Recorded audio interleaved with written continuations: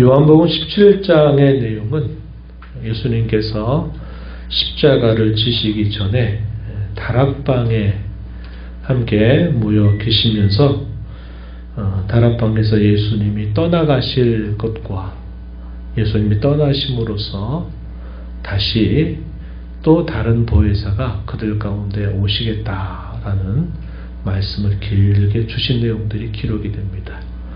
이걸 뭐라고 그러느냐? 다락방 강화라고 부릅니다. 우리가 마태복음에 쭉 이제 마무리를 다 해가고 있는데 이 5개의 강화가 포함되어 있다 그랬죠.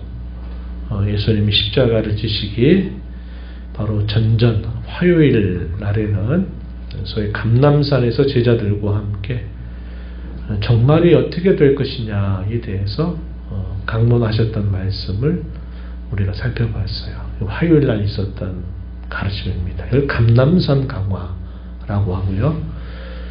요한복음 14장부터 16장의 내용은 다른 복음서에 기록되지 않은 또 하나의 강화가 있었다는 것을 기록해 주는데 이것은 목요일 날 십자가를 지시기 전에 다락방에서 제자들에게 주시는 약속의 말씀이 되고 있다는 겁니다. 자신이 떠나가면 또 다른 보혜사 성령께서 그들에게로 와서 그들을 진리 가운데로 인도하고 예수님이 하셨던 모든 말씀들을 깨닫게 해주시겠다 하는 것을 말씀하신 내용들이 소개가 되고 이제 다락방 강화를 마치시면서 예수님이 하나님께 기도를 올리시는 내용이 이 요한복음 17장에 기록이 됩니다. 요한복음 17장의 내용은 마치 대제사장, 자기 백성들의 대표자가 된 대제사장이 하늘아버지 앞에 올리는 기도와 같다. 그래가지고 예수님의 대제사장적 기도다. 이렇게 부르는 내용들이 기록됩니다. 1절부터 5절까지의 내용은 예수님의 기도 가운데서 예수님 자신이 십자가를 앞에 두시고 예수님 자신을 위해서 드리시는 기도의 내용이 포함되어 있어요. 6절부터 우리가 읽은 본문 바로 앞에 19절까지의 내용에서는 예수님의 제자들을 위해서 예수님이 하늘 아버지께 올리는 기도의 내용이 소개가 되고 있습니다. 제자들을 위한 기도라고 우리가 부를 수 있겠고 오늘 우리가 읽은 20절부터 마지막 절 내용에서는 바로 오늘 우리를 위해서 혹은 더 넓게 말하면 온 교회를 위한 예수님의 기도 내용이 소개가 된다 하겠습니다. 20절 말씀에 보면 이렇게 말씀하셨어요. 내가 비옵는 것은 내가 기도하는 것은 이 사람들만 위함이 아니요. 이 사람들 누굴까요? 예수님의 제자들입니다. 앞에서 표현했던 제자들만 위함이 아니라 그들의 말로 말미암아 이 제자들의 말로 말미암아 나를 믿는 사람들도 위함이니 제자들의 복음 전파를 통해서 믿게 될 사람들을 위한 것이다. 이 말은 오늘 저와 여러분도 포함되고 있는 말씀이고 또 더 넓게는 온 교회를 위한 예수님의 기도다. 이렇게 우리가 이해할 수 있겠습니다. 내용들이 쉽지 않아요. 한번 읽으면 싹 우리 머릿속에 이렇게 딱 들어오는 표현들이 아닙니다. 특별히 이 요한복음의 기록은 대단히 중요한데도 우리가 쉽게 들어서 알 수 있는 말이 아니라 곰곰이 묵상하고 따져보고 생각해 봐야 그 깊은 뜻이 드러나는 내용들이 많이 담겨 있습니다.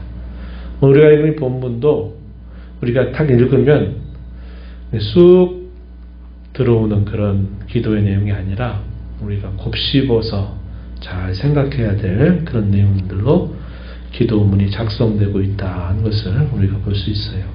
그래서 제목을 뭐라고 붙여봤냐면 우리를 위한 예수님의 기도. 근데 너무 길어가지고 줄여서 예수님의 기도. 그 기도가 오늘 우리에게 그리고 또 우리를 통해서 그것이 계속 이루어지기를 하는 이런 제목을 포함해가지고 예수님의 기도 우리를 통해서 이렇게 제목을 붙여보았습니다. 오늘 우리가 읽은 말씀의 내용은 바로 온 교회 또 오늘 저와 여러분을 위한 예수님의 기도이셨다 하는 내용인데, 이 기도의 내용의 중심적인 단어들을 몇 개 꼽아본다 그러면 요 4가지의 단어를 표현할 수 있을 것 같아요. 하나됨이란 말을 다른 말로 우리가 연합이다 이렇게 부르고, 교제라고 하는 말이 직접 나타나진 않지만 교제라고 하는 의미를 예수님이 기도 가운데 여러 차례 표현하고 있다는 것이고, 또 사랑에 대해서 그리고 주님의 영광에 대해서 이렇게 표현하는 우리가 기도 내용들을 접하게 됩니다. 3가지 정도로 한번 제가 추려봤어요. 첫 번째 기도의 내용은 무엇이었느냐? 연합과 교제를 통해서 예수님이 구주이심을 세상이 믿도록 해달라, 이런 간구의 내용이 포함되어 있다 했습니다. 21절 말씀에 그들도 다 하나가 되어 우리 안에 있게 하사. 우리라고 말할 때 이 우리가 누구를 표현하냐면 기도하시는 예수님과 기도를 들으시는 성부 하나님을 표현하는 말입니다. 우리 안에 있게 하사 세상으로 아버지께서 나를 보내신 것을 믿게 하옵소서, 이렇게 말했죠. 이렇게 기도하셨어요. 세상으로 하나님께서 예수님을 이 땅에 우리의 구주로 보내신 것을 믿게 해달라, 이런 내용이 표현되어 있는데, 그렇게 되는 과정들을 소개하고 있는 말씀을 보니까 앞에서 쭉 그 내용들을 정리해 보면, 하나됨, 아버지와 예수님과 하나가 된 것처럼 모든 교회 혹은 모든 성도들도 하나가 되게 해달라. 또 그들이 내 안에 있는 것처럼 이렇게 표현했어요. 이 말은 주님과 함께 연합이 되어 있고, 연합이 되면서 그분과 함께 교통하는 것들이 잘 이루어지게 될 때 세상이 우리를 통해서 예수님이 구주이심을 믿게 된다, 이런 내용들을 우리에게 표현해주고 있다 하는 겁니다. 그래서 하나됨, 하늘아버지와 예수님과의 하나됨 혹은 연합, 그 연합을 통해서 당연히 풍성하고 충만한 교제가 이루어지겠죠. 그런 것들을 예수님이 기도 가운데서 강조하고 계시다는 사실입니다. 위격, 좀 어려운 말이죠. 성부와 성자와 성령을 표현할 때 그걸 위격이라고 불러요. 성부 하나님과 성자 하나님 사이에 서로 하나됨, 위격상여간에 하나가 된 것처럼 믿는 모든 신자들, 우리 가운데도 서로 하나가 되게 해달라. 그리고 더 나아가서는 하나님과 우리가 하나가 되게 해달라, 이런 표현입니다.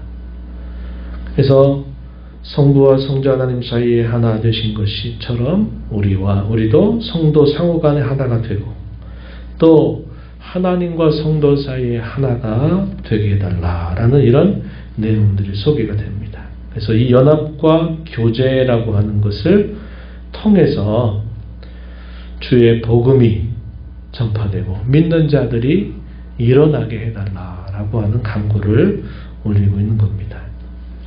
그래서 이것은, 이러한 기도의 내용은 굉장히 본질적인 내용들을 우리에게 가르쳐주고 있는 겁니다. 하나님께서 저와 여러분을 통해서 예수님이 우리의 구원자가 되신다는 사실들을 세상 사람들에게 알리려 하면 하나님과 우리와의 교제가 아주 긴밀하게, 그리고 성도와 성도 사이에 하나가 돼서 그런 성도의 교제가 잘 이루어져야 된다는 사실을 우리에게 가르쳐주고 있는 겁니다.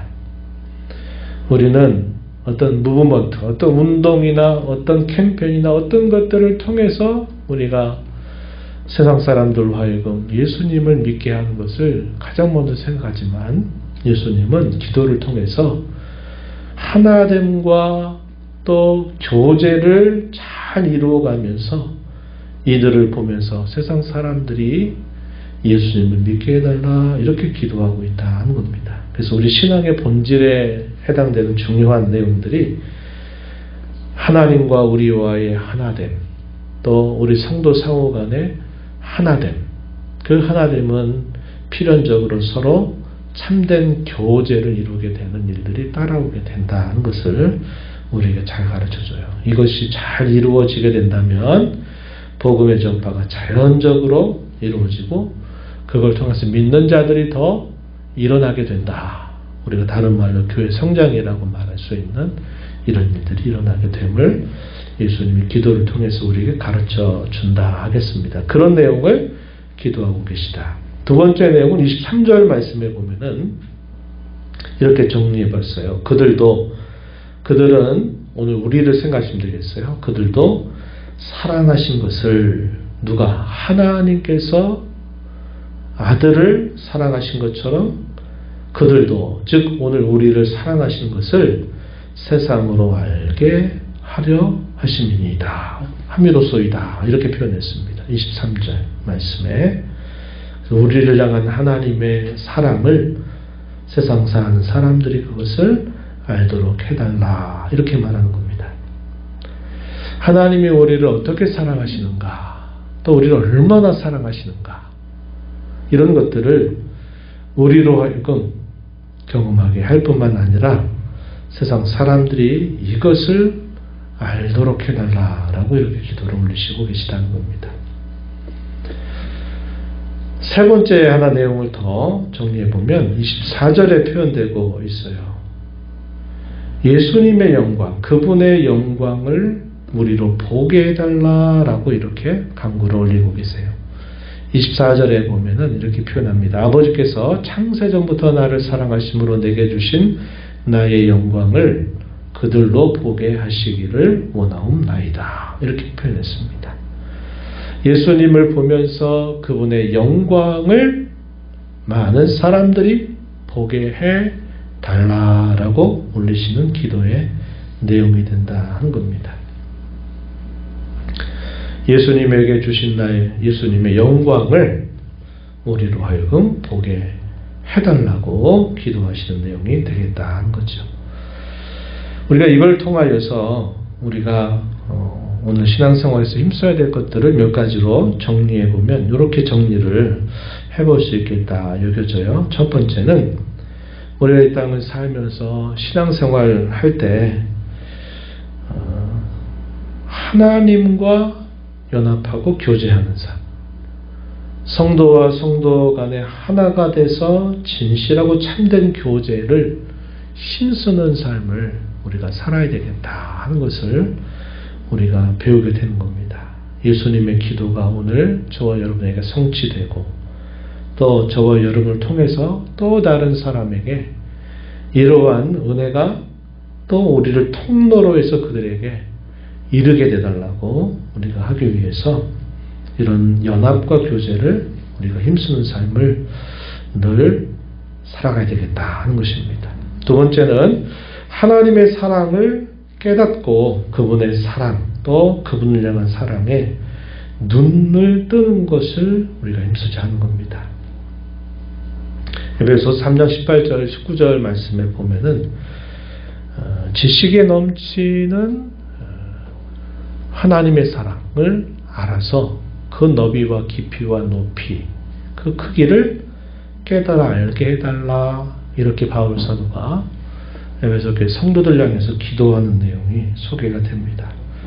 하나님의 사랑의 어떠함을 깊이, 높이, 크기, 넓이라고 하는 이 표현들을 통해서 하나님의 사랑이 얼마나 풍부한가 그것을 알게 해달라라고 사도가 기도하고 있다는 사실이죠.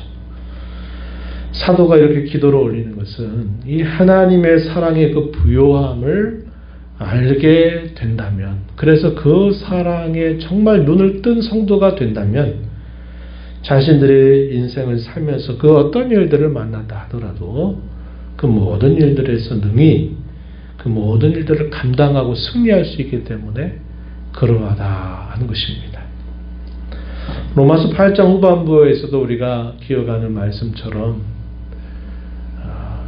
우리를 사랑하시는 이로 말미암아 우리가 이 모든 일에 넉넉히 이기느니라 이런 말씀을 우리에게 주고 있습니다. 이 모든 일이라고 할 때 말 그대로 문자 그대로입니다. 사망이나 죽음이나 생명이나 장래일이나 현재일이나 그 어떤 것도 영적인 권세자들 그 어떤 것들을 다 포함해서도 그 모든 것들을 넉넉히 이기게 하신다. 누가? 우리를 사랑하신 하나님의 그 사랑으로 말미암아 넉넉히 이기게 하신다. 이렇게 표현해주고 있는 겁니다. 그래서 우리가 이 땅에 살면서 신앙생활하면서 그 하나님의 사랑의 부요함을 우리가 날마다 깨달아가는 것 정말 중요하고 그 사랑을 깨닫게 되면 우리도 하나님을 어떻게 사랑해야 될까에 눈을 뜨게 돼서 우리가 이 땅에 사는 동안 하나님을 많이 사랑하게 된다 이 말이죠. 그것이 우리에게 대단히 중요하다 하는 겁니다. 이것이 잘 되면 결국 세상이 하나님의 사랑이 얼마나 크고 위대한가를 알게 된다라고 우리가 오늘 말씀을 통해서 배울 수 있게 된다는 것입니다. 세 번째는 주님의 영광 보기를 늘 열망하면서 살자고 하는 것입니다. 예수님이 기도 가운데 마지막 부분 24절에서 우리가 읽은 것처럼 주님의 영광 보는 것 그렇게 보게 해달라고 기도하는 내용들을 우리가 읽었던 것처럼 우리가 이 땅에 사는 동안 주님의 영광을 보기를 열망하는 삶에 힘써가자 하는 것입니다. 마태복음 17장에 보게 되면 예수님이 높은 산에 제자들 3명을 데리고 올라가십니다. 훗날에 그 산을 두고 우리가 변화산이다 이렇게 불러요. 왜 그렇게 부를까요? 그 산에서 예수님이 우리가 똑같은 사람의 모습으로 계셨던 그 분이 얼마나 큰 영광을 가지고 계신 분이신가를 제자들에게 그것을 밝히 보이셨던 사건이 있던 산이었습니다. 그래서 그 산을 변화산이라고 부르고 있는 거예요. 그 변화산에서 그들이 체험하고 목격한 일들에 대해서 이 마태복음 17장 초반에 기록이 되는데 거기 말씀 가운데 보면은 어떤 표현이 있냐면 17장 8절에 보면 오직 예수님 외에는 아무것도 보이지 않았다 이렇게 말하는 겁니다. 우리가 마치 그런 것 같죠? 우리가 이런 형광빛이나 이런 밝은 빛들을 보다가 아주 영광스럽게 빛나고 있는 그 태양빛을 딱 보게 되면 어떤 현상이 생깁니까? 다른 것들이 아무것도 안 보여요. 그죠? 그런 거 비슷해요. 사도 요한은 예수님에 대해서 뭐라고 소개하냐면 요한일서 1장 1절 이하에 보면 태초부터 있는 말씀에 관하여는 우리가 눈으로 본 바요 우리의 손으로 만진 바라 이 생명이 우리와 함께 있었다. 이 생명을 너희에게 전한다. 그러면서 교제하기를 간절하게 열망하는 그 내용을 편지의 앞부분에 쓰면서 이야기합니다. 사도 요한이 처음 예수님을 만났을 때는 예수님 어떤 분으로 보였을까요? 그냥 훌륭한 선지자처럼 보였고 훌륭한 선생님처럼 보였어요.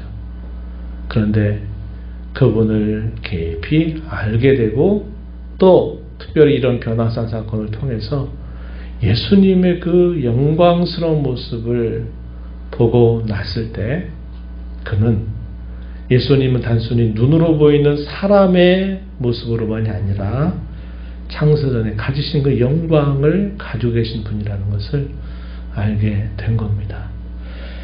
우리가 이 땅에 살면서 주님의 그 영광스러움을 보는 것은 얼마나 값지고 얼마나 귀한 일인지 몰라요. 요한복음 1장 14절에서 사도 요한이 예수님에 대하여 이렇게 묘사한 바가 있습니다. 말씀이 육신이 되어 우리 가운데 거하시매 우리가 그의 영광을 보니 아버지 독생자의 영광이요 은혜와 진리가 충만하더라, 이렇게 표현을 합니다. 말씀이 육신이 돼서 이 땅에 우리가 똑같은 사람으로 탄생하신 구주 예수님, 그분을 제대로 눈을 떠서 보니까 그분이 아버지 독생자의 영광을 가지신 분이고 은혜와 진리가 충만한 분이셨다라고 이렇게 증언하고 있음을 우리가 보게 되는 겁니다. 우리가 이 땅에 사는 동안 그 주님의 영광 보기를 우리가 열망하고 살아가는 것, 우리 신앙에 아주 중요한 것이다 하는 것입니다. 그분을 우리가 깊이 바라보게 될 때 우리 주변에 있는 모든 것들이 마치 아무것도 안 보이는 것 같은 그러한 신비로운 신앙적인 체험을 통해서 우리가 모든 것들을 능히 넘어설 수 있는 힘을 얻는 것처럼 우리가 이 땅에 사는 동안에 주의 영광을 보기를 열망하면서 주님의 영광을 묵상하면서 우리 신앙의 걸음을 걸어가는 것 참으로 중요하다 하는 겁니다. 주께서 이렇게 2000년 전 기도하셨던 그 우리를 위한 기도의 내용들이 오늘 저와 여러분의 삶 속에서 더 깊이 풍성하게 체험되기를 기대하고 저와 여러분을 통로로 삼아서 저와 여러분을 통해서 또 다른 사람들이 이러한 일들을 또 체험하고 하나님의 사람이 되는 그 역사가 계속되기를 진심으로 축원합니다.